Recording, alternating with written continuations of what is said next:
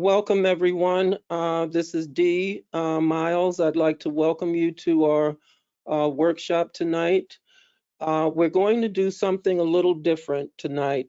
As one of the moderators, tonight we're going to do a short overview, trying to offer a few comments to help provide an overview of what we are trying to tackle and why. So normally we do not start with a moderator overview, but tonight we will. So, the problem we're trying to address is this. In leadership collectives, there are challenges in terms of interpersonal conflicts, which have become debilitating to their collective work. Translated, simply put, there's too much infighting, too much bickering within some leadership collectives to the point where their ability to work as a collective is seriously threatened. So that's the problem we're trying to tackle. It may be within the club leadership and the club as a collective itself. It may be within the district leadership or the district as a collective, the various district collectives that exist. Any collective can face these kinds of challenges. So towards solutions, what we want to address is what are the concrete orientations and skills activists can utilize to upgrade their ability to contribute to healthier interpersonal relationships in collectives. Overall, we want to grow communist maturity. So translated, the question is, what can we do to upgrade our ability to work together? How can we limit engaging in behaviors based on simply reacting to this or that and elevate our active behaviors to be in sync with achieving the desired result? As we work together, we have to grow our awareness of the role of consciousness and how we can use consciousness to cultivate healthier behaviors. We have to explore the difference between comradeship and friendship, how comradeship is a much bigger concept, and the relationship based on comradeship is purpose-driven in pursuit of common goals, whereas friendship is based on emotional connections.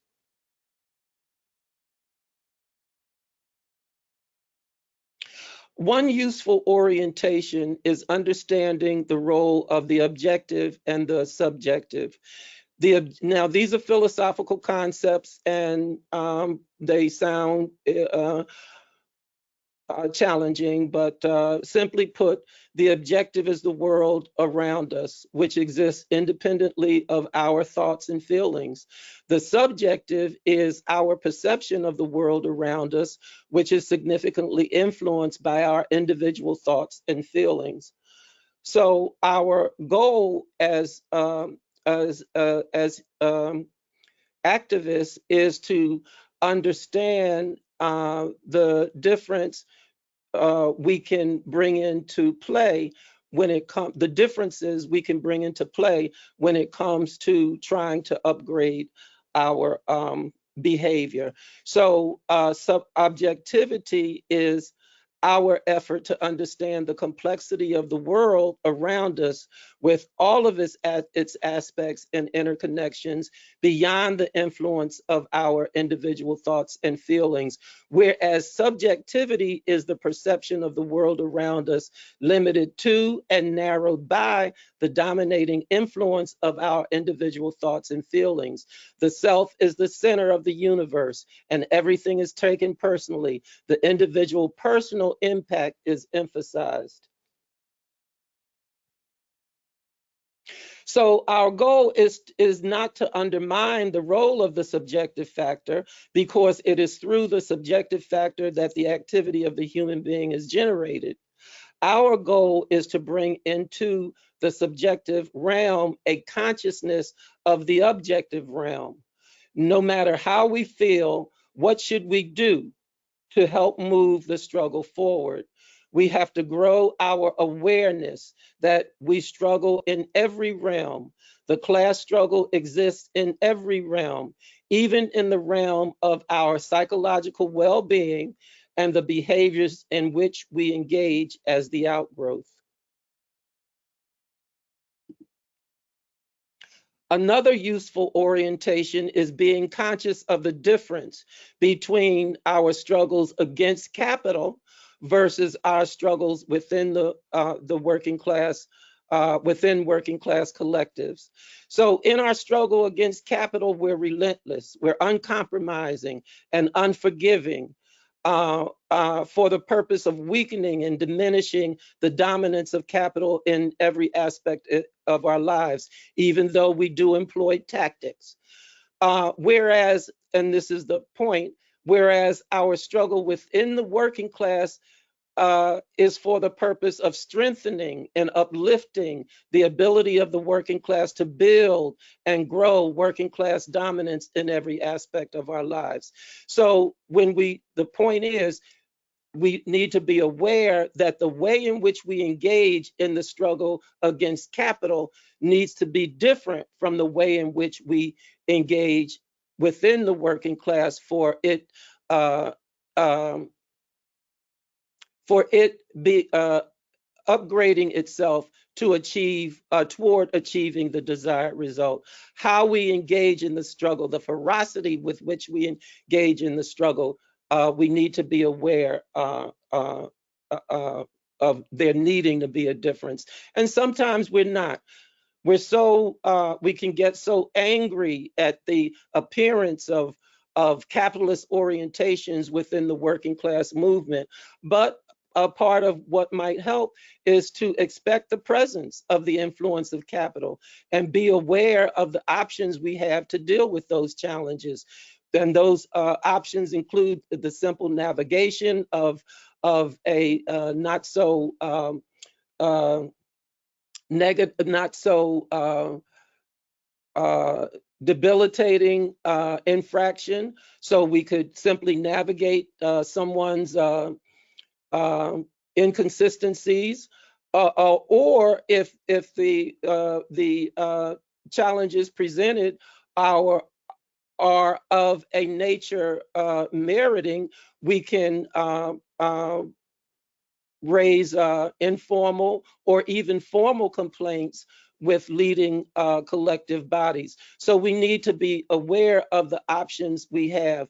Every time a minor infraction occurs, we might just move to navigate those minor infractions, whereas major infractions that are perpetual and consistent, we might want to raise formal complaints or even informal complaints or even formal complaints.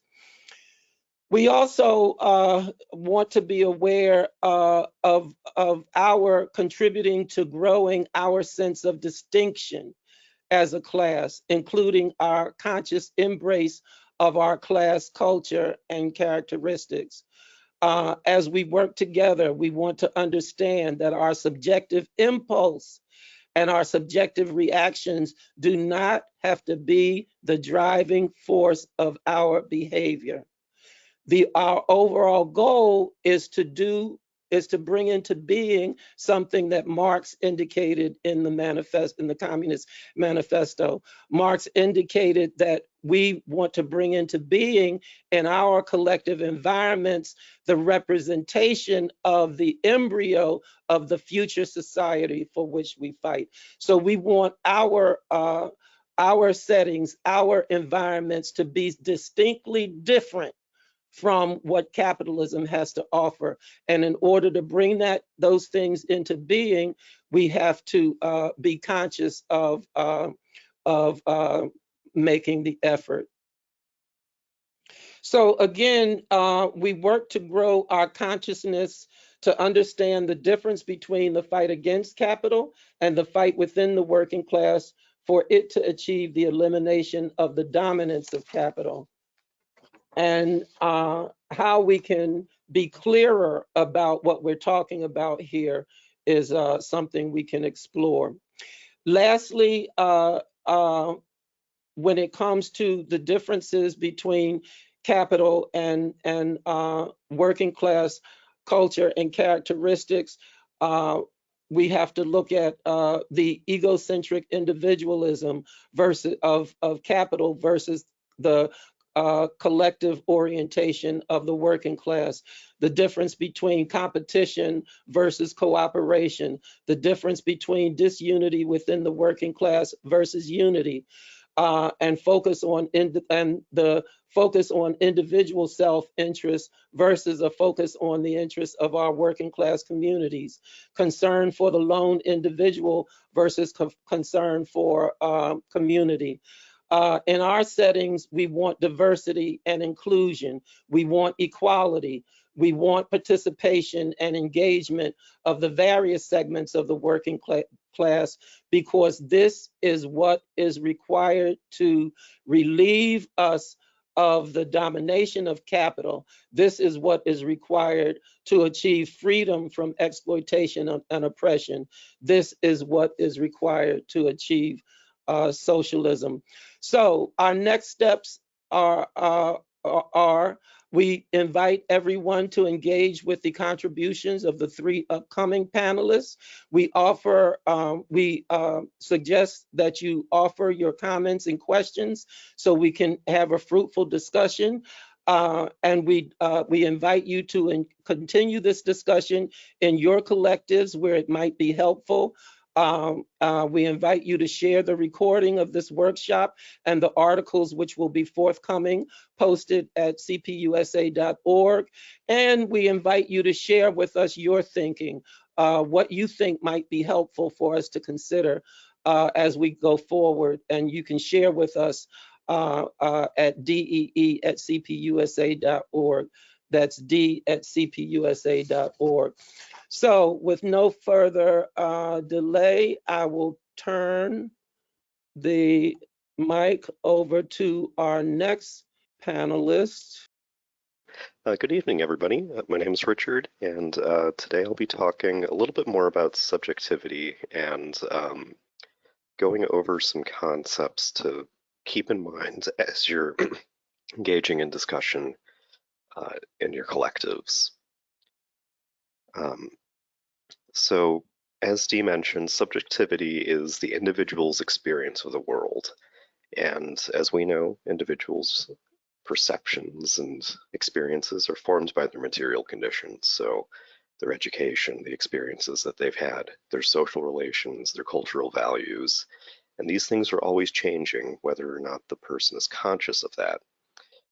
And part of what makes a person more or less receptive to the changing of their subjectivity is their emotions of cognition. So if we think about a person who has a bourgeois education, maybe lives in the upper crust of bourgeois society, they're not going to likely accept challenge to their concept of the world and the facts that they perceive from somebody of the working class. And, we see this in media all the time where people have the explanations about people not working hard enough or whatever. And part of that is not just a person being willfully ignorant. They're ignorant because all of these things in their subjective experience goes against what they're being presented with, which is the objective reality. And because we come from bourgeois society, we're also going to have a lot of our subjectivity shaped in ways that is going to reproduce those same sorts of thoughts and errors. And again, thinking about our emotions and our cognition, we have to be aware of this so that we're able to overcome it. So my last point there is people prefer to be right than to have their worldview challenged. And that's something that I would encourage everybody to think about in themselves. And it's a natural thing, and it's not something that's, morally bad, but it's something that we need to be aware of if we're faced with something that is difficult to comprehend. So then just kind of talking about discussion broadly, discussion is meant to drive a collective understanding and collective action. And hopefully, with productive discussion, people are bringing their subjective experiences. I read this newspaper, I talked to this person, so that they can start to form a collective view of the world that's more objective than the individual's subjective, which would then allow them to go forward and produce actions that operate in the objective world. But for discussion to be productive, it has to be purposeful and it has to be conscious, because if we are unaware of all of the ways that we've been shaped by society, the limits of the knowledge that we have, we are not going to be able to engage in discussion in a way that is going to be productive, because we'll find ourselves emotional, shutting down things that feel uncomfortable, or just not listening in ways that everybody who is engaging consciously and purposefully should. So I've got this term, comradely discussion, and the idea here is just 6 things to keep in mind before you go into a discussion.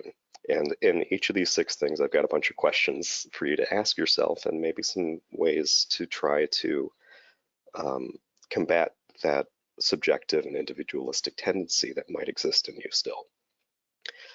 This comes from group and couples counseling backgrounds and in terms of the techniques and questions, but they're pretty applicable in most situations. So the first task is to understand your own subjectivity. You have to not just know, but kind of grasp that you might have an incomplete or incorrect understanding of any given topic and be willing to learn from the collective. Because if you're going in there and you are thinking that I read a New York Times article, so I'm an expert on this, that can, you've already set up that wall, and that can make it really hard for you to engage productively in a conversation. Similarly, if you're unaware of something and you have opinions, it's important to kind of check that and start to question whether or not the way that you are inclined to engage is going to be productive. So you should ask yourself, do I have biases that might impact my ability to understand or discuss this topic productively? If I do have biases that I'm aware of, can I overcome them in this moment? Do I understand this topic enough to participate meaningfully, or am I just shooting from the hip? And if I don't, do I have helpful clarifying questions? Because maybe not everybody is aware of this. Or are my questions potentially tactless, and should I maybe ask them in private or do some research on my own?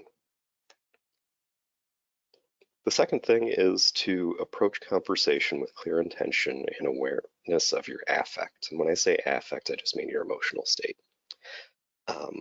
Because if I'm going into something and I am pissed off about work, I'm going to be in a heightened state, and I need to be aware of that so I don't accidentally go off on somebody unintentionally.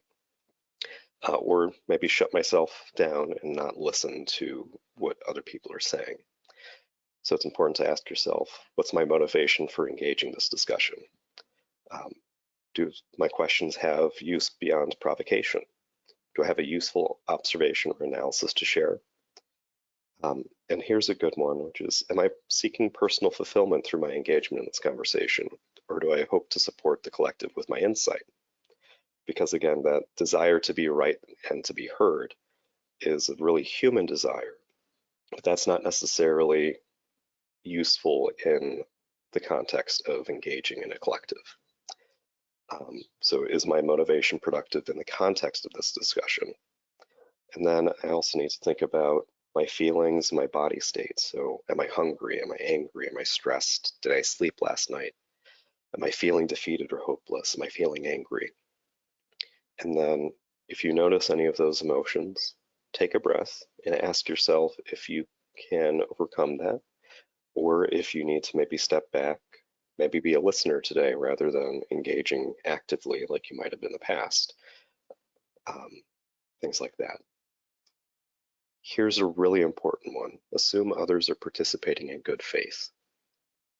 Because we live in the society that we do, it's easy to assume that people are operating with bad intentions, with the desire to one-up you, to get something that you have or want, or all the things that we are working to try to combat.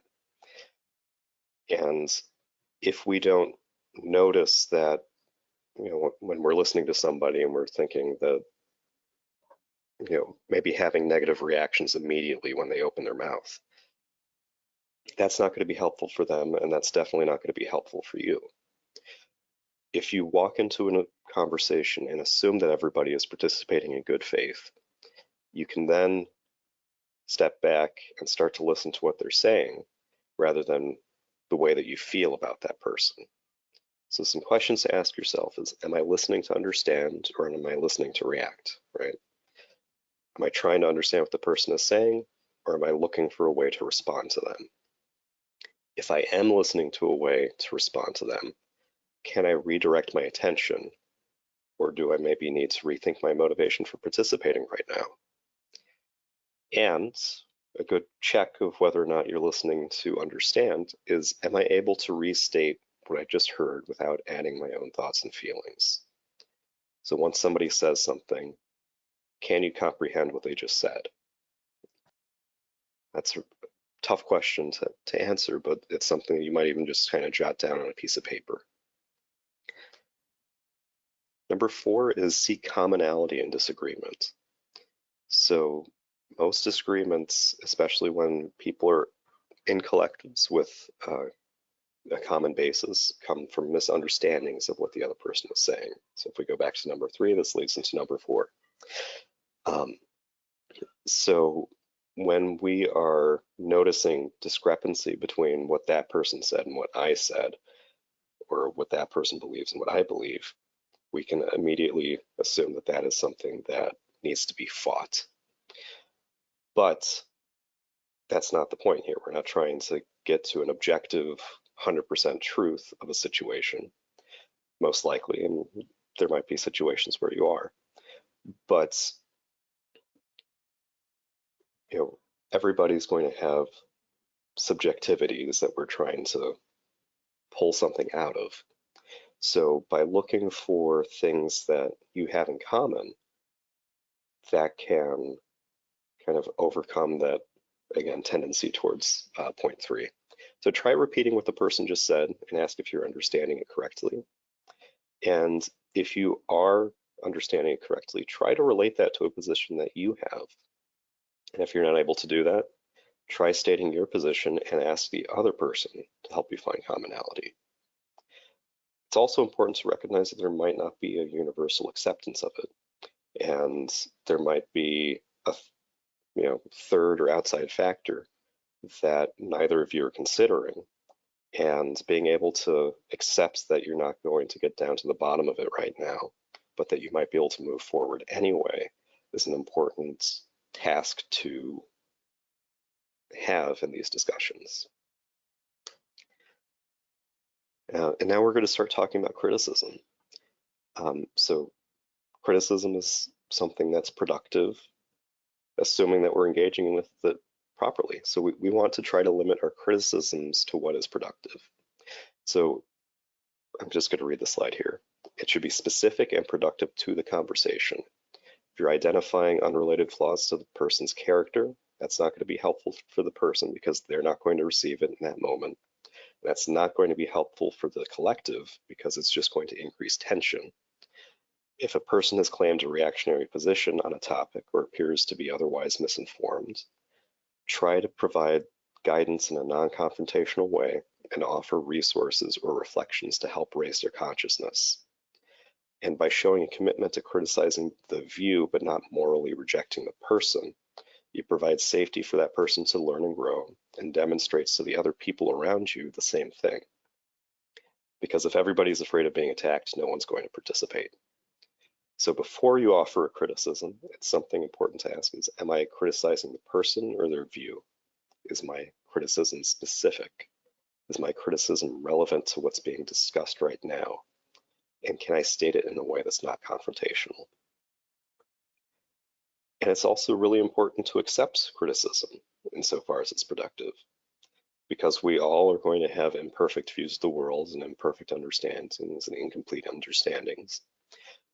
Facts change, the world changes, we can be behind in our study. Being open to criticism is being open to growth and to learning. And so it's important to recognize that criticism is not an attack on us. We exist outside of our thoughts and beliefs. There's a person that's existing. And again, remembering that I'm not a morally bad person if I have an incomplete understanding. I have an incomplete understanding. So if you receive criticism, question, there's some things to remind yourself is my understanding and analysis will always be imperfect. My worth as a person is not tied to my opinions and statements. If others are engaging in good faith and offering me criticism, it's not an attack on me. I can disagree with the criticism, but I have to listen to understand it before I respond. And that's an important thing to note is maybe the person offering criticism is incorrect. But there's no way of doing that without being able to look at it at face value and compare it to yourself. And if you're not able to accept that criticism in the moment, say that, try to return to it at a different time or in a more private setting, and don't feel compelled to respond and react immediately in that moment. So with that, I'm going to turn off my camera, and I think Diana is up next. Hi, everybody. So I'm going to be talking about some of the more emotional regulation pieces of how to have discussions and disagreements. So the first thing I kind of want to talk about is just a check-in. Scale of 1 to 10. How are you all feeling? 1 is you need some support. 5, 6, you're kind of okay. 10, you're doing great. Okay. If you are between 1 and 5, what is it that you need? You know, what helps you cope? What is going to be, what kind of things are going to be going better if you notice things are different? And if you are between 6 and 10, what's helping you? What else can you do more of that can help you either stay where you're at or feel better? So the reason I kind of bring your attention to this is that we're going to be talking about window of tolerance and just being able to check in with yourself, how you're doing, okay? So your window of tolerance is the place that your nervous system is at, where you can handle external stressors and internal needs. So, things might be stressful. However, you're not, like having a meltdown, screaming, yelling, or shutting down completely. When you are within your window of tolerance, you can be present, you can be calm, you can stay engaged. You can still be stressed out and nervous and worried and maybe be having a bad day, but it won't feel like you are out of control or completely like, I'm not here, I don't want to deal with this, like completely shutting down.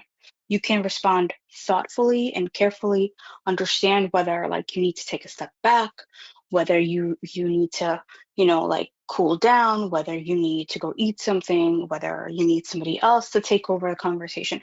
So like, even if you're feeling big stressful emotions, you will still be able to be present and make good choices. all of our windows of tolerance are different. For some people, they are larger. For some people, they're smaller. If your window of tolerance is smaller, it means that, a lot more things get you very stressed out, get your nervous system going, meaning like your heart rate's going up, you're feeling, like very, very, very out of control very easily. And these are things that can be changed with practice. So the one thing that you can start doing is kind of identifying when you're within your window of tolerance, meaning like you feel calm, you are able to pay attention, you're able to make good decisions. What does that feel like in your body? What what emotions are you feeling? What else is happening? And then paying attention to what it feels like when you are out of your window of tolerance, whether you are either in hypo or hyper arousal. And that is starting to pay attention to your emotions and the sensations that go along with those. So I gave you kind of a list of emotions just to look at. These are like your 6 big ones. And the other thing to practice is, how strongly are you feeling what you're feeling? How sad, how angry, how scared, how happy, how peaceful? And again, there are also sensations that go along with those emotions. Like, do you feel energized? Do you feel, like you're cold or your muscles are tense or sorry, what else is happening in your body? Some emotions, like fear, have certain sensations that are super common for people. Not everybody, but like if you're really scared, you might be fidgety. Your heart might be racing. You might feel cold. You might be feeling, like you're blushing. If you are angry, it might feel that like you're clenching your jaw, you're clenching your fists, you are feeling hot, you are feeling flushed. So it is important to pay attention not to just like what's happening, like what the feeling and the story is, but what is physically happening, what you feel in your body that will help you understand whether or not like maybe you need to step away, maybe this is not the conversation to have, you know. Other things to keep in mind and to practice. And again, these are things that you need to incorporate kind of, pretty, not every day, but pretty consistently, like things that are like grounding practices, naming 3 things you can hear, 3 things you can see, 3 things you can touch, 2 things you can hear, 2 things you can see, and so on. You can look around the room and I'm sorry, that is my cat. She is very annoyed at me right now. You can look at categories of things, textures, shapes, something to bring you into the present moment. Other things that are very good for, your nervous system is exercise and movement, whether it's taking a walk, whether it's stretching, weightlifting, dancing, anything that gets you kind of moving and that paying attention to your body is really good for this. Okay. Again, mindfulness, meditation, breath work, bunch of examples, some resources. All of these are free. There's tons of other things that are available. All good practices. Okay. So the next thing I kind of want to talk about is something called a decisional balance. And essentially, it is like a pro and cons list to making a change. So what are the pros for making this change? What are the cons for making a change? What are the pros for staying the same? What are the cons for staying the same? Or like, what are the costs? And you could apply this to like expanding your window of tolerance, changing the way that you address disagreement and arguments. Like, is it worth it to you? Because, perhaps it isn't. And it's important to be able to look at that and to to be motivated to change things, to understand why you're doing it, what are the pros of it. Another kind of way to look at it is, and it's essentially like a chart that you fill out, and again, if it's, whatever changes you're looking to make. This is kind of, and the second part that I want to talk about is sort of making the decision whether or not to say something. Like, is it worth saying? So there's a phenomenon that is called emotional hijacking.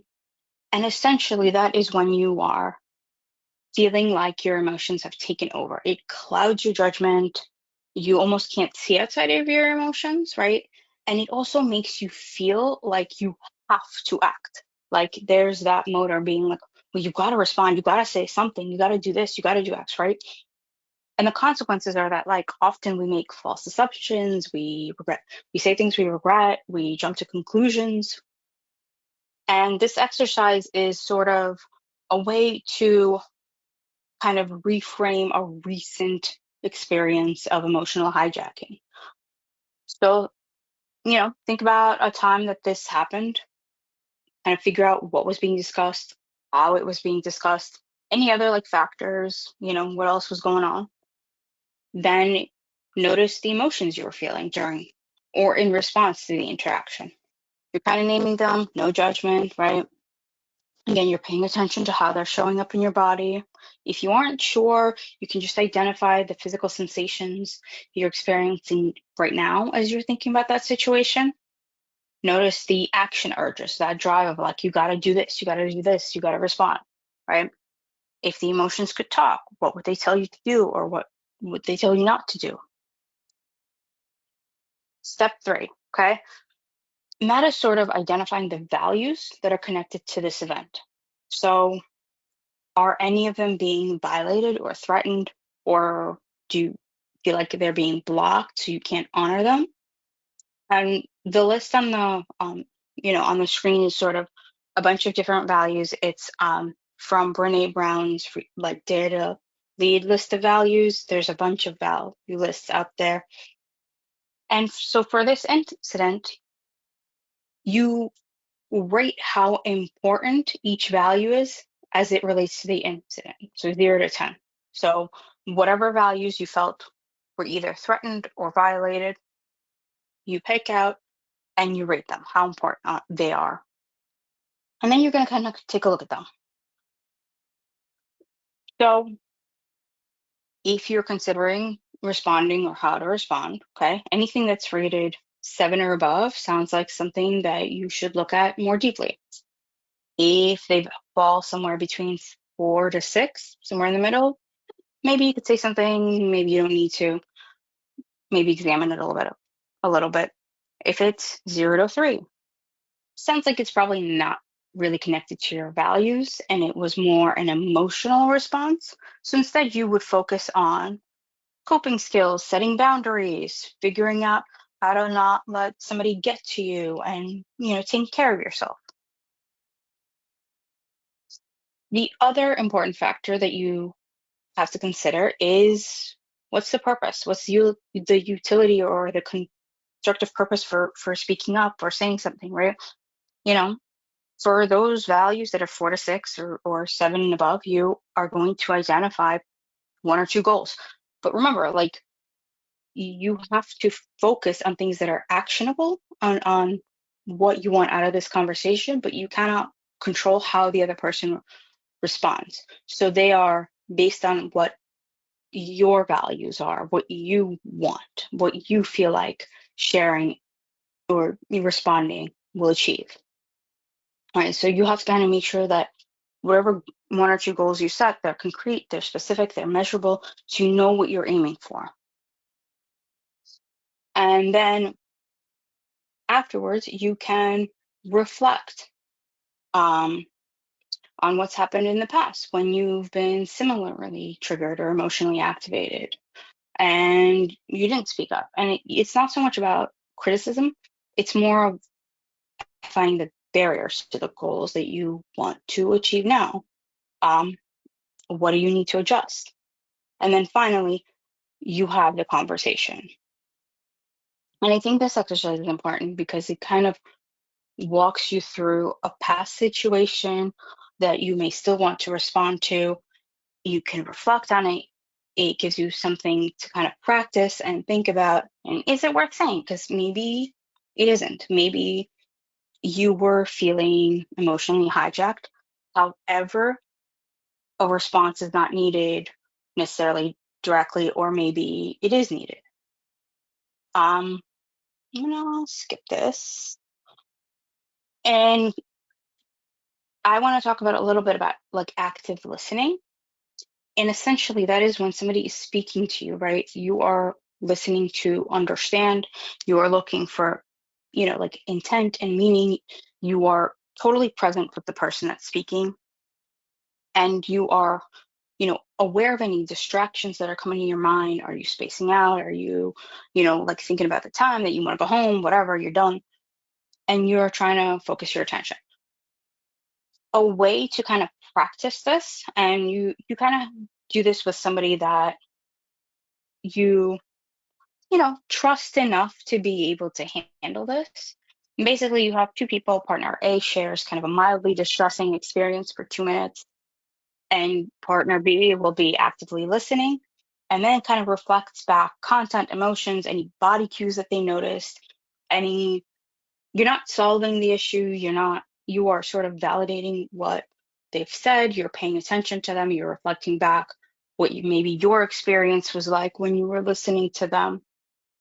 And then partner A responds back, kind of providing feedback on what it was like for them. Did partner B, get something wrong? Did they misunderstand them? Did they maybe feel like they weren't paying attention to them, right? And the goal isn't criticism, judgment, or whatever. It is practicing, one, active listening, and two, like being able to give and receive feedback. And then you switch. Okay. There's also a really great article on Psych, and it kind of explains how to have arguments that change minds. And again, it's very much focused on whether or not how you're approaching the argument. Are you approaching it with humility? Are you paying attention to the fact that everybody has their own beliefs, that everybody has their own judgments?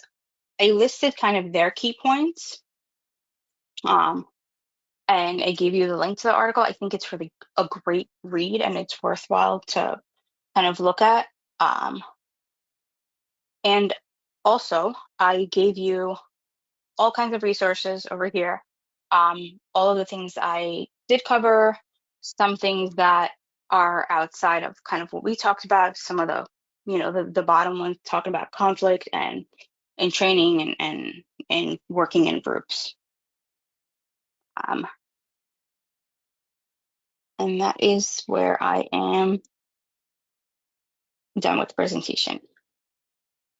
Thank you, Diana. And we will now turn the mic over to Jim. Okay, thank you. I think all of these perspectives have been really, really valuable, and this is a really important discussion because we've all, or many of us have experienced, I certainly have, struggles within party collectives, within other working class collectives we participate in.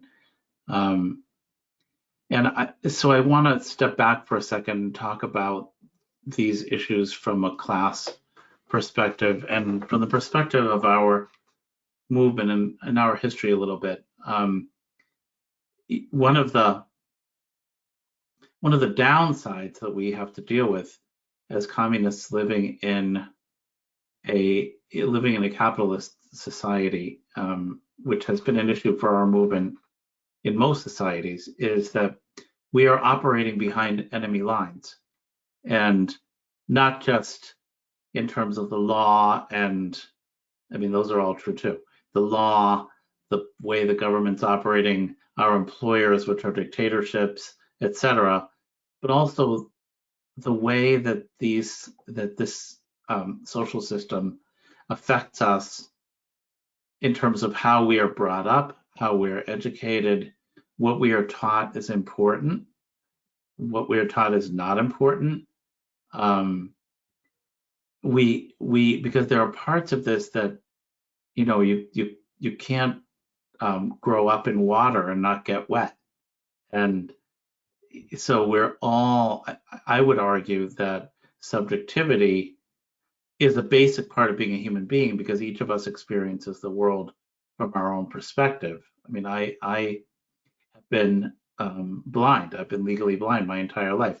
So I have some vision, but the way I see the world literally in front of me right now is different fundamentally from the way most of the people in this class right now see the world. What you see on your screen is not what I'm seeing on my screen, literally. That's just a reality. And it's also true for all of us psychologically. You know, when I think about our experience as members of classes in this society, the way conflict is dealt with in capitalist society, there are several ways that it's dealt with, and most of them are not great. The corporate capitalist, billionaire way of dealing with conflict is, at the very least, of firing people who disagree with you if you're the billionaire. It might also be, destroying entire governments and social systems if people are behaving in a way that interferes with your ability to exploit them. But there's certainly, we've all seen, even in a smaller scale, the idea, the situation where the boss, you don't contradict the boss, particularly if you don't have a union. And the people who work for the boss immediately and who are trying to rise up the ladder laugh a little too loud at the boss's jokes, say yes, no matter how stupid what the boss is saying may be. And so we all have sort of that experience, and we're there was an aspect of, as wonderful as public education and as important as it is, there was a part of its development in bourgeois society, and particularly in this country, we had an aspect of it of teaching workers to be obedient workers, to stand in line, to raise your hand when you want to talk, to be in time when you go from class to class, this is stuff that we were all brought up on. So there's that aspect of it, the kind of dictatorial side where who's in charge shouldn't be contradicted. Then there's sort of like the petty bourgeois intellectual version, which is your self-expression, your need to express every single thought and feeling, my need to express every single thing that goes through my head, or every single thing that makes it seem like I'm being authentic, is the primary goal. So you get, like in academia, you see a lot of people screaming and yelling at each other, and writing books denouncing each other. A lot of people who are friends, but friends with the right to denounce and decry each other's viewpoint, where the most important thing is to have the most original idea and be the one who discovers the thing that nobody else noticed. There's all kinds of things like that that we experience in our society, the way we are, that it forms its members. In the working class, when you're, say you're a mover and you're working in a moving truck with a bunch of people to get someone's house moved from one place to the other, that has a different mindset to it. That if you need to get it done, you want to get it done with nobody getting injured. You want to get it done as efficiently as you can. You want to get it done without breaking people's stuff. And so there's more of a sense of, okay, how are we going? We've got this couch that is bigger than the door either way, in and out of the house. It seems like it might have been born here. So how do we get it out of here? It's a different kind of mindset. It's a different kind of way that you operate when you have to work cooperatively. And, I'm being oversimplifying about it, but there is a difference between a working class style of work and a petty bourgeois style, or a bourgeois sort of ethos of you obey the boss no matter what. And no matter what, these things, the capitalist modes of behavior still interfere. Any of us who are members of unions can certainly attest to the fact that we see all the time within our own unions the effects of bourgeois ideology and the effects of bourgeois prejudice, of racism, of sexism, of ableism, of homophobia, transphobia. Those are the really awful ways they get expressed, but also just the way people interact around their disagreements. And so we as a party, in the midst of all this, are trying to not only work towards a new society where people relate to each other differently, but in order to do that, I remember the South African Communist Party for a while had a slogan that said, "Socialism is the future, build it now," meaning you don't wait until socialism happens until you start behaving like communists, that we should start to behave towards each other the way we would want a socialist society to be. And so, even though each and every one of us experiences subjectivity because we're human beings, each and every one of us has strong opinions about things, has perceptions about things based on our life experience, etc., or what we've read, or what we've heard from people we respect, or maybe what we've heard from people we don't particularly respect. When we're working together in party collectives, I think one of the first things we need to think about is, what's our priority? Number one, we're all very aware that other people can be wrong. We're all very aware that the collective can be wrong because human beings are not infallible. It's harder when it comes down to, I could be wrong. I could be wrong. That's a harder one to deal with, and it's why we talk about criticism and self-criticism as being really important, as being able to acknowledge when we're discussing something, even maybe passionately with someone else, I need to at least acknowledge to myself, yes, that person may be wrong.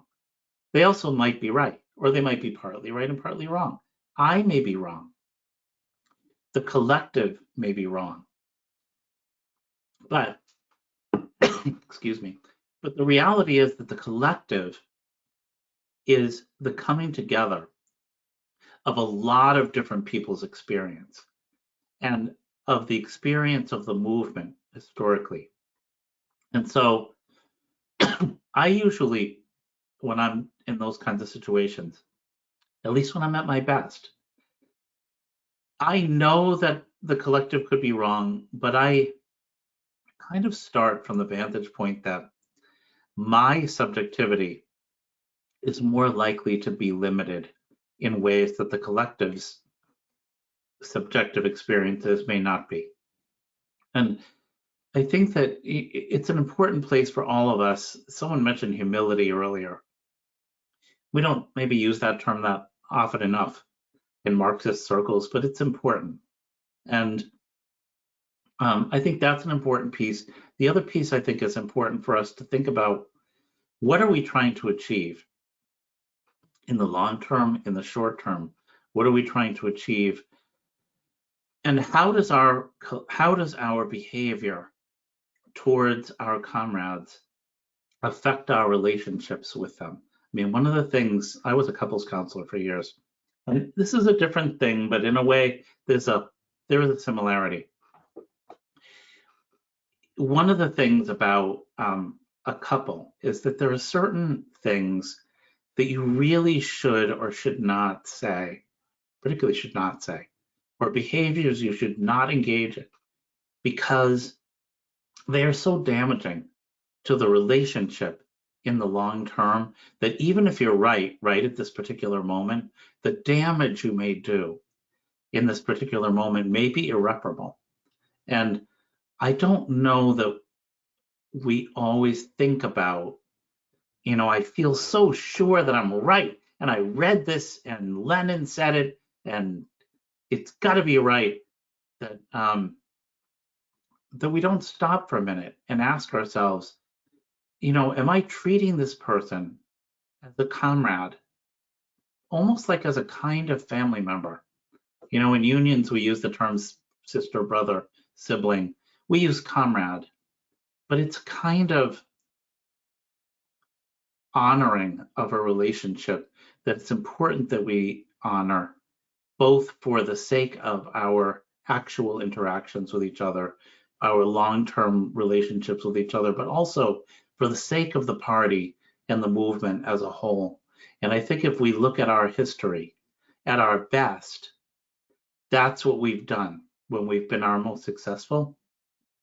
Some of the worst things that have happened in our movement, whether it's factionalism within political parties, whether it is vicious struggle between communist parties in different countries that have more than one communist party, whether it's been the actions of state leaders in socialist states where disagreement sometimes amounted to treason.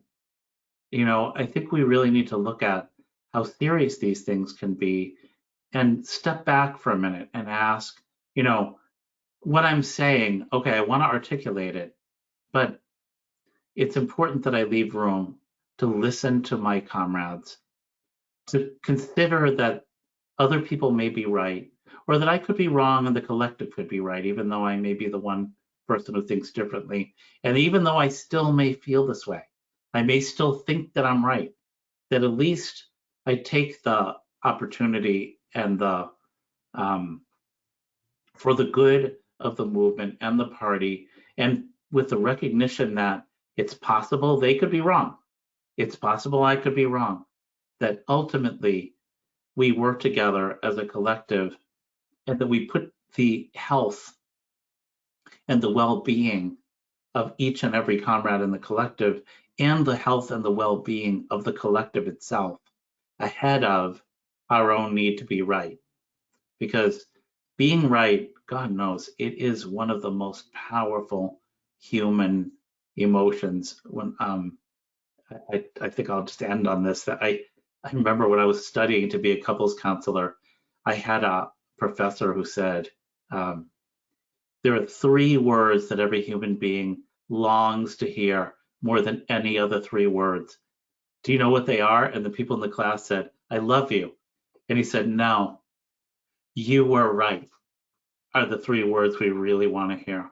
And I think that's something that we need to be very careful of within our collectives, because they can really break down. And we've all seen that happen, that they can really break down. And sometimes entire movements can break down over stuff like this. So, I guess what I'm saying is that we all need to think about each of our own behavior, that we need to be able to call each other on, when we're not necessarily on our views, although some views, I guess, do need to be called out, but on the way we express them, and whether we express them in terms of personal attacks, as opposed to just, you may feel this or think this and I think this. But also, are we contributing to the health and the safety and the comradeship of our collectives, or are we more focused on making sure that we win whatever the argument is of the day? And you know what? Sometimes we may end up being right, could end up being right, but there's always time for us to correct ourselves as collectives. And, I think that if we prioritize the health and the well-being of our comrades, of the collectives we belong to, and of the party over our personal need to be right, it'll take us a long way. And I think it'll take us further into being the kind of working class party we want to be, to build the working class and socialists and eventually communist societies we want to build. Got it. Thank you, Jim, and thank you to all of the panelists. We'll now open the floor for discussion. Bobby, I see your hand is raised and your mic is unmuted on our end. Thanks for the interesting discussion. Let me be a little controversial. It seems like everything is oriented to people who are overly assertive and pushy and whatever. But isn't there also a problem or a challenge for people who are afraid of conflict and don't assert their viewpoints? And okay, I'll just cut to a historical example. Elizabeth Gurley Flynn, at the time that the party was dissolved under Earl Browder, and said later, she didn't feel confident in her viewpoint and didn't speak up. So don't we also have to tell people that you have to, not that you have to, but find ways to speak up? This especially goes for women and other marginalized people. So thank you. Thank you, Bobby. And we'll take a couple more comments or questions before we turn it back over to our panelists. So Michael, your mic is unmuted on our end. Comrades, I must say, and not in contradistinction to what Bobby just said, what you've done here is basically looked at 30 years of practice and what gets in the way of us getting derailed in deciding to do things. So I'm hoping that there will, and it said it would be, that we'll be able to be in a pamphlet. This is the best I've ever heard or seen in 30 years. And I don't read hardly any psychological literature, but observing party meetings over the years, I am greatly encouraged that our party recognizes, in addition to what Bobby is saying, also what gets in the way of derailing things that happen. So thank you very much, and I'll power it forward. Back to you, Eric. Thank you. Thank you, Michael. And next we'll go to Ellen. Ellen, your mic is unmuted on our end. Hi all, thanks for these wonderful presentations. I'm sort of expanding on Bobby's comment. I would also like to ask the panelists to talk a little bit more about the, relationships of power that are inherent in this discussion, and particularly when it comes to this question of subjectivity and objectivity, which often gets mapped onto a dichotomy of like emotional versus rational.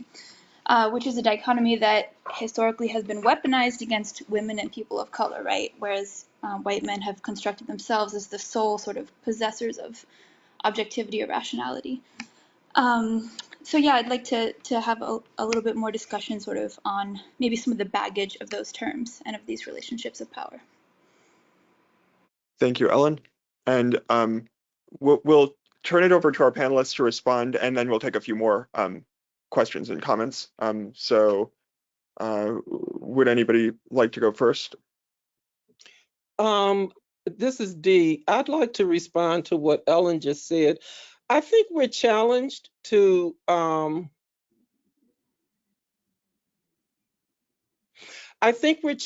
figure out what works for the working class. I think we're challenged to create in our settings, in our environments,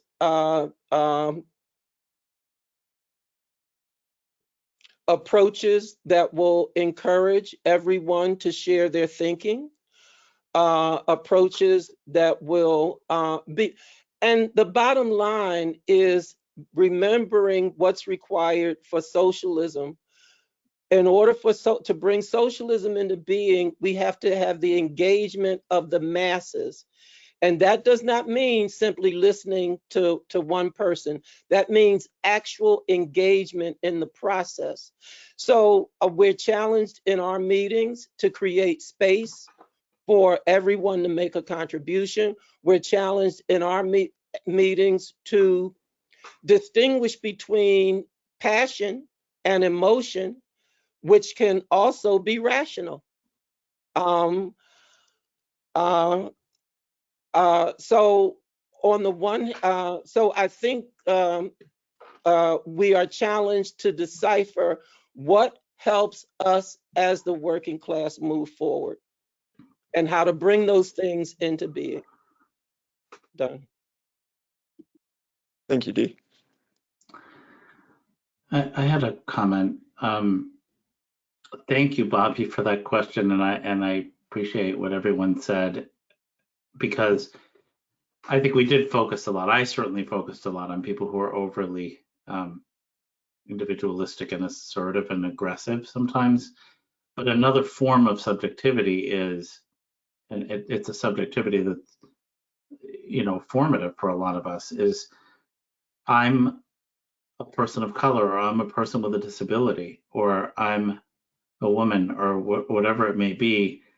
My point of view may not be considered as seriously. I may have received a lot of experience in my life that when I talk, no one listens, or that I'm accused of being emotional or being overly sensitive about something, or whatever it may be.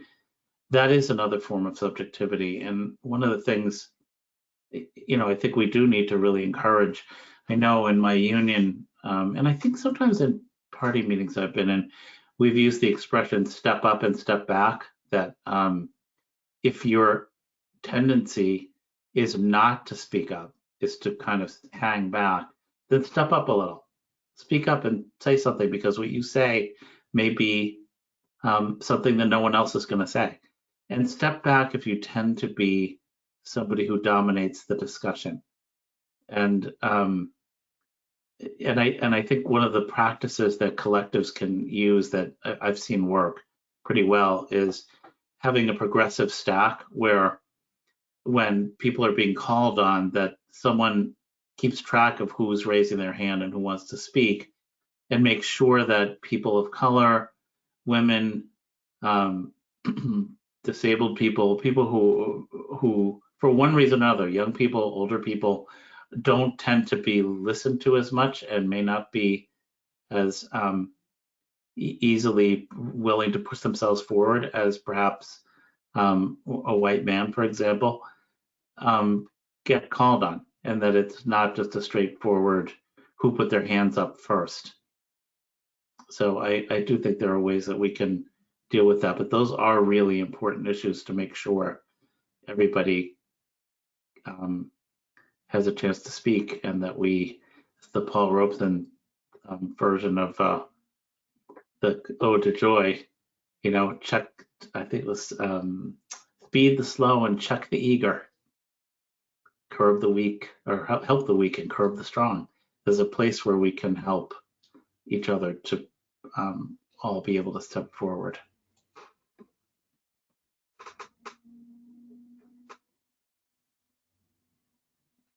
Thank you, Jim.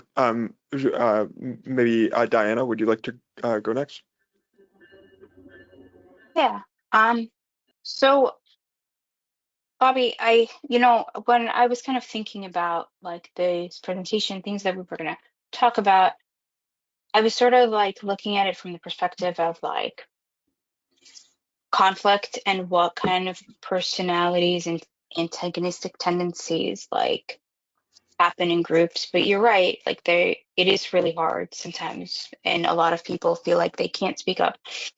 And I think that it's sort of connected, I think, in some ways to the people that maybe talk too much and need to step back and maybe do less of it and maybe give their, like that, versus also having, people that are maybe like, that don't tend to say the things that they're thinking, that are so used to being not heard and not listened to. And I think one of the, recognizing that feeling of stress and fear and like fight or flight instinct, I think is part of it. I don't know that I have the perfect answer for how we make it easier. I think it's a process, I think I think it does need to be more of a collective effort of especially like within groups. Like if you're talking about like your local club, I think it has to be then your local club, like, and the people that are moderating the meetings, like working together. I think that is a big important part of it, you know. I wish I had like more solid answers or suggestions for you. I agree. I think it's important. I think it, you know, it has to, we all kind of have to work on it together. Thank you, Diana. And Richard.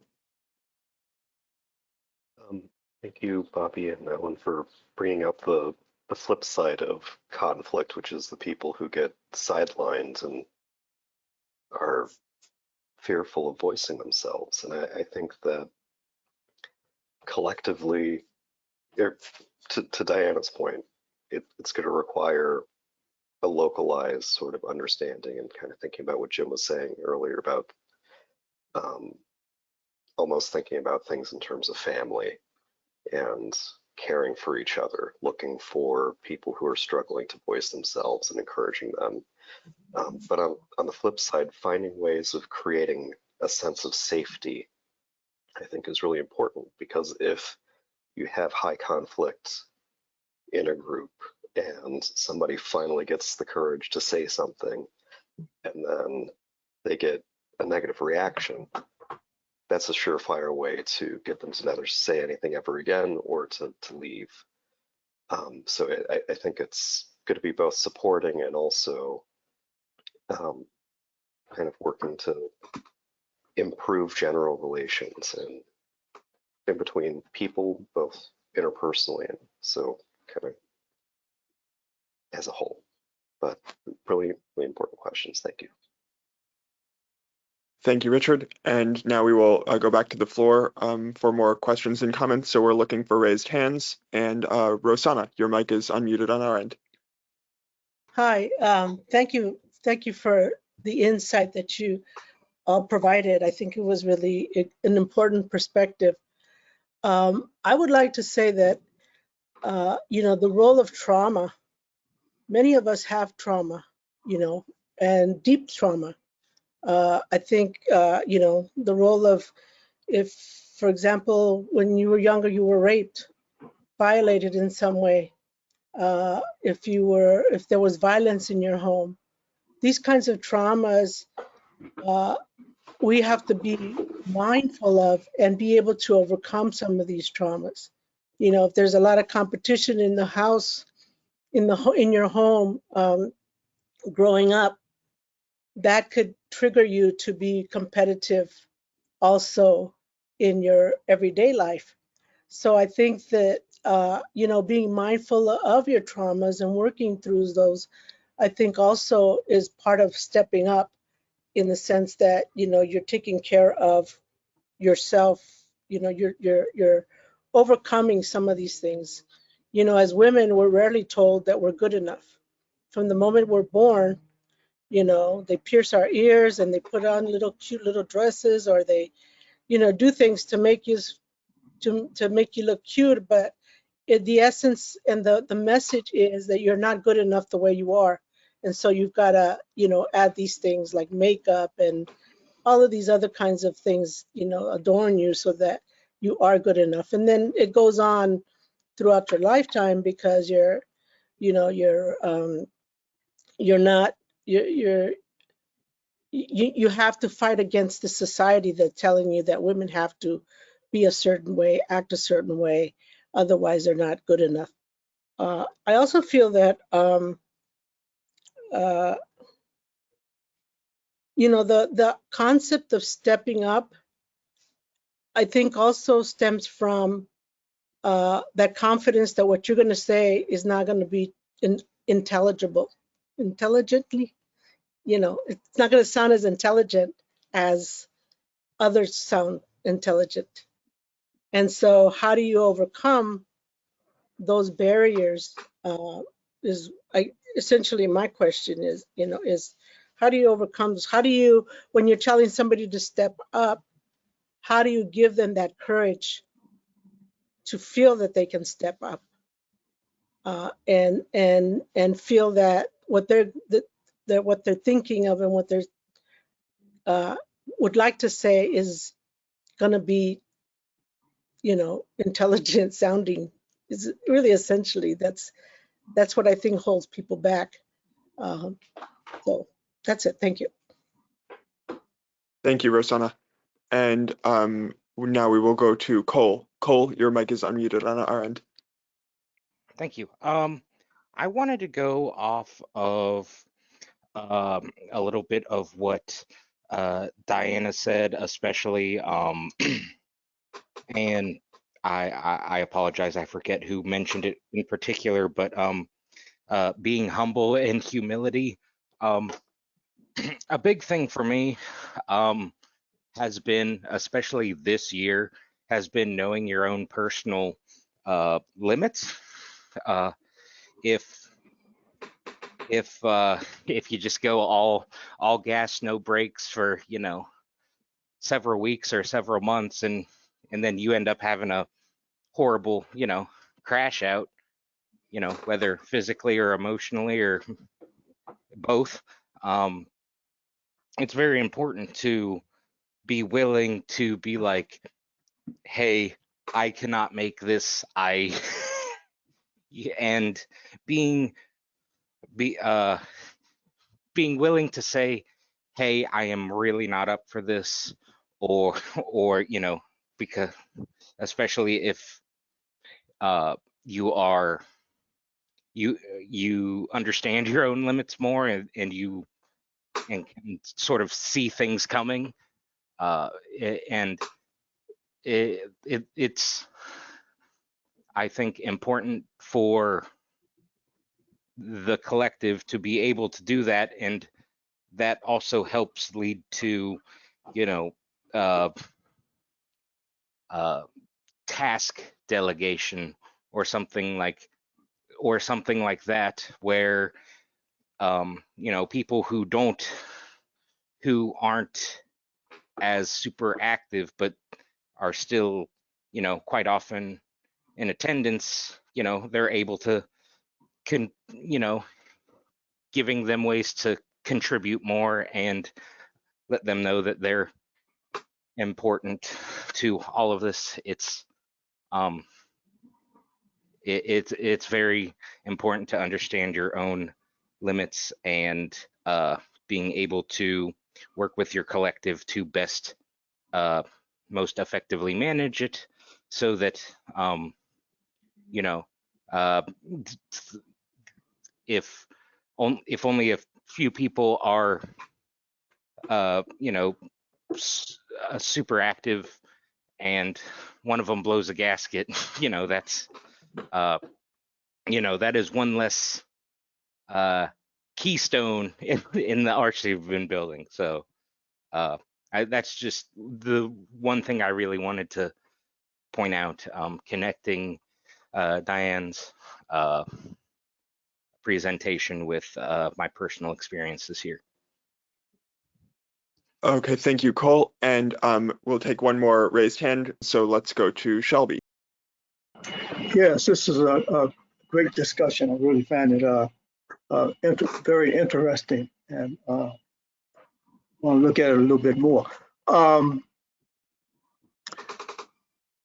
interested in terms of collectivity. It seems like collectivity is a big thing for communists, not just in the party club, but in so many areas. One area is like in your union, you know. We have to talk about collectivity, and we have to talk. It seems to me we have to really talk about. And this discussion this is an area where I think there's not as much discussion. I think it was Richard who said that, you know, we're all, you know, we come out of our historical backgrounds. That's who we are, and that's how we think about things in many ways. And in my workplace, everybody comes out of a different material background and think about things very hard, and their emotions are determined in large part by that background. And they are hard often in promoting big thinkings about things and big positions, which can even be reactionary, but they're very hard. I mean, this is a rough world, and it can be very, very, very hard. So I'm thinking about how do we in our collective make a collective that can respond to the world, which is very hard, and how we help each other to respond to a world which is very hard, which is very difficult. And many of the forces take hard positions, and often in a way that we would consider to be not progressive, to say the least. And they make it very hard. And how do we respond in a way that's also very hard? I think you have to be hard, but based out of a certain collectivity that we have. Does a collective help me to deal with a world that is not just jello? It's rough. Okay, thank you. Thank you, Shelby. And we'll turn it over to our panelists. Maybe we can go to Diana, then Richard, and then Jim. So as everybody was kind of speaking, I had some thoughts. When it comes to kind of when Rosanna was talking about trauma and our experiences of trauma, I think it is safe to say that at this point, most people have experienced trauma of one sort or another. I think maybe if it would, being trauma informed, like doing your own kind of reading, understanding of what it looks like, how it can present, I think could be helpful. Maybe for your club, your friend group, your support system to have at least sort of some knowledge around it, is important. But also the way that we often heal from a lot of trauma is through our relationships, the ruptures and the repairs and the safety that we can build. Like that is a big part of it, learning that you can trust your gut, that there are people that are safe, or that you can walk away from an unsafe person. And I think that is an important part of also being able to engage with conflict. And again, it also makes me think about, some of the like peer support services and peer trainings that are available. Sort of the transformative mental health kind of idea. There's a great organization out of New York City. They're called IDA. It's IDHA, and they do like classes, workshops. They have links to other organizations, which might be useful for different clubs to look into what kind of work they do and implement some of the pieces of it. And again, when I'm thinking about like sort of how do we respond to the world that we're living in, I think having stronger like support systems, having an understanding of the harm, the trauma that a lot of our comrades and also people we encounter day to day that we want to bring into the collective, like are experiencing, is going to be important. Those are kind of my thoughts about what I was thinking about. Richard? Yeah. So thank you all for your thoughts and questions. And Rosanna, thinking about the other part that you brought up about how do you encourage people to engage in discussion, knowing that they might not feel confident. I think going back to Diana's presentation and talking about active listening is a really useful skill that I would encourage people to kind of just look up if it's a new topic for you, because it's a way of learning how to listen to what a person says, reframe it in your own words, and kind of establish that you are understanding and that there's the comprehension of what that person was saying. And that can both help you to understand them and kind of uplift their perspective, but also it helps them understand that they have communicated. Because if you're yelling into a void, you might get frustrated if you're not getting a whole lot of feedback, especially if you're going into it and you are feeling timid and like you might not be understood. Having direct acknowledgement that you are understood can be really restorative and healing. And then, to Shelby and Cole's things, I kind of want to lump those together because it is really important to know your limits and to know what's going on in your life outside of your activism work or outside of your job. And thinking about communism and the focus on collectivity, right? The root of communism is community, and looking for ways to support each other, even in just like little signs of little gestures, right? You don't have to be everybody's friends. You don't have to treat everybody like they're your family. But if you think about somebody at work whose grandmother died, and remembering that and being able to check in with them. Same thing with the club, and like that's a way of forming that sense of community, forming those deeper connections with people, which then kind of goes back to healing trauma in the collective and making people feel at home and in a safe place. But yeah, thank you.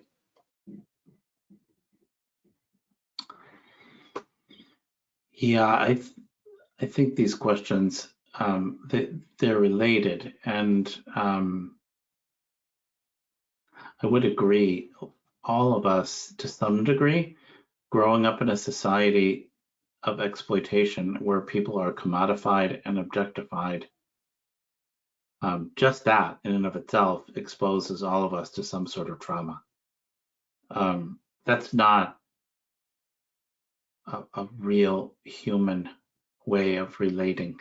And I think we're so used to it, we may underestimate how painful and traumatic it is. And then there's, the trauma of family, the trauma of communities. If we look at what's happening right now, communities where families are being ripped apart, all of that is traumatic, whether it's happening to you or not, or whether you're witnessing it, it's traumatic. And so, there's a level at which people who are traumatized may actually have experienced post-traumatic stress disorder, or even active, what they call acute stress disorder, which is like trauma that's ongoing. Some of us may need to get some mental health treatment and assistance with that if it makes it hard or impossible for us to function, or just because it's so painful. We can't offer that per se in our clubs and organizations, in our organization, because we're not all mental health professionals and it's not what we're organized around. But offering each other some grace and comradely support and the recognition that people are doing the best they can, and that I think there is a place where, in terms of how someone is going to speak up if they're afraid of getting shut down, or it has to do with what kinds of norms we create in our collectives and in the culture of our collectives, because it's important for each of us to be aware of it, that I may think that so-and-so is a really argumentative kind of, or loves to argue and fight, and maybe I like to argue and fight, and we debate each other, and somebody talks and that person talks and I let them have it. I try not to really do that, but okay, pretending. The thing is, first of all, it's not helpful in a comradely way, even between people who maybe both engage in that behavior together, but it's also not helpful and it's harmful to all the people around who are watching. You know, look what happens to that person when they speak up, and that person's really strong and articulate, and maybe I don't feel strong and articulate. I'm not gonna put my neck out there if I see that someone else gets nailed every time they talk. You know, all of us being aware of what kind of atmosphere we're creating and how much respect or disrespect there is for other people's point of view, whether you agree with them or not, is something we really, I think, need to consciously work at. And the executive committees and the leadership of each of our collectives really needs to pay attention to how we facilitate and lead meetings, what are norms that are tolerated and not tolerated, to make sure that it's a safe place for people to be able to speak and to experience as they speak themselves and as they watch other people speak, that people are treated respectfully and that their contributions are included and respected. Because I definitely, you know, when I think about it, okay, I went to graduate school, I have a master's degree, I have a counseling degree. I can think of people that I know that are coworkers of mine in my union who are some of the most insightful, creative, smartest people I know, who think that because they may not have a college degree or whatever, that they may not be as smart as someone who does. And God knows there are certainly plenty of people who do, who are willing to reinforce that idea. I'm smart because I can quote Lenin, or I can quote Gramsci and talk about the hegemony of culture, etc. It's really important that we recognize that those prejudices are built into bourgeois culture, and that we have to really consciously work at combating them in ourselves and in our collective, so that people feel that they can speak and be respected, and so that the collectives will receive the collective wisdom of all the people who are present, and not just the people who think that they're the smartest people there, or the most educated people there, or the most able to quote Marx and Lenin there. Okay, I want to thank Diana and Richard and Jim for what has been, and Eric, for what has been a very interesting evening. I want to invite us to do a part 2. So I'd like for us to think about how we can build on what we did tonight, maybe and work together to think about how we can be a little more precise, a little more helpful, a little more all around, because maybe this topic is a key topic, at least one of the key topics toward helping us to move forward. So let's think about doing a part 2 in July. On July 14th, we already have a workshop planned on the origin of alienation, based on a reading of Marx's pre-capitalist economic formations. So let's think about September. Let's think about doing a part 2 in September. And thank you all for making the contribution that you did to this evening. Thank you very much. And good night, everyone. Thank you, comrades. Thank you. Good night.